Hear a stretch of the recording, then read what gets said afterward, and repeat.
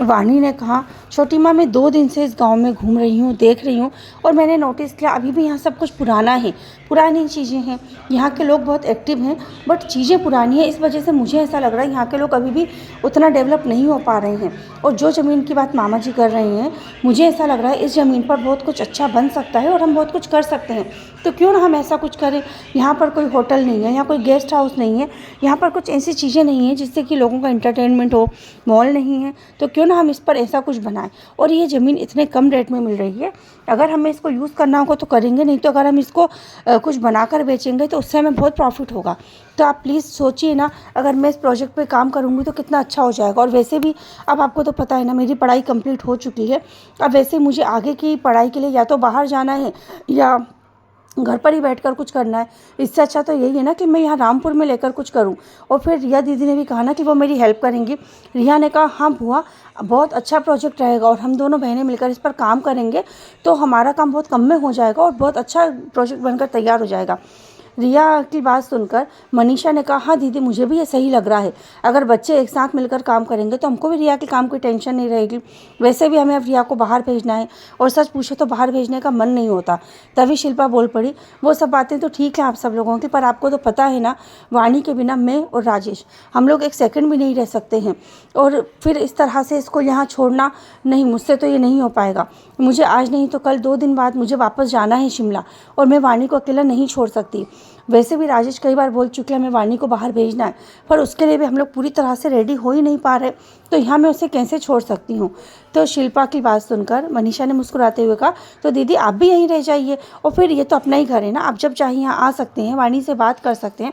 आज नहीं तो कल बाहर तो भेजोगे ही ना आप, तो क्यों ना हम इस चीज़ की शुरुआत यहीं से करें। ये सब बातें सुनकर शिल्पा की माँ ने कहा, हाँ बेटा, अगर ये यहाँ रह जाएगी तो मुझे भी बहुत अच्छा लगेगा।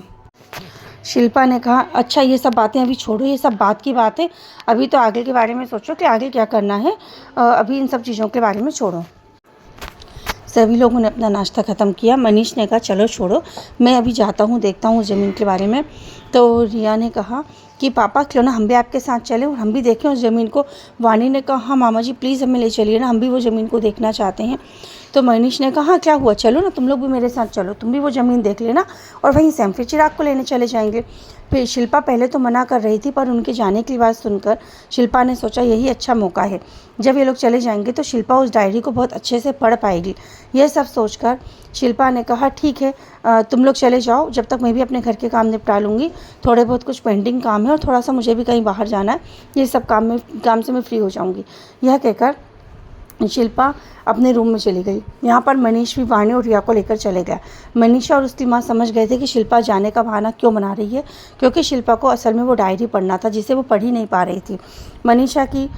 मनीषा ने शिल्पा से कहा, दीदी आप अपने रूम में जाकर डायरी को आराम से पढ़िए, आपको किसी भी चीज़ की ज़रूरत हो तो आप मुझे बता दीजिएगा और हाँ बेफिक्र होकर आराम से डायरी को पढ़िएगा। अगर बच्चे आएंगे, वैसे तो भी मुझे मालूम है बहुत टाइम तक वो लोग आएंगे नहीं, पर फिर भी यदि बच्चे आए, यदि कुछ हुआ तो मैं आपको बुला लूँगी, तो आप अपने रूम में जाइए, मैं बाकी का काम निपटाती हूँ। शिल्पा ने कहा, ठीक है भाभी, आप को परेशान कर रही हूँ, मैं कुछ काम भी नहीं करवा पा रही, पता नहीं क्यों मुझे बड़ा अजीब सा लग रहा है ये सब कुछ, पर क्या करूँ, मैं अपनी उलझनों में इतनी उलझी हुई हूँ। तो मनीषा ने कहा, दीदी आप क्यों इतना परेशान हो रहे हो, आप बिल्कुल टेंशन मत लीजिए, आप जाइए, मैं अपना काम निपटा के मैं भी आपके पास आती हूँ और आप आराम से डायरी पढ़िए। यह कहकर मनीषा अपने काम करने चली गई और शिल्पा भी अपने कमरे में चली गई।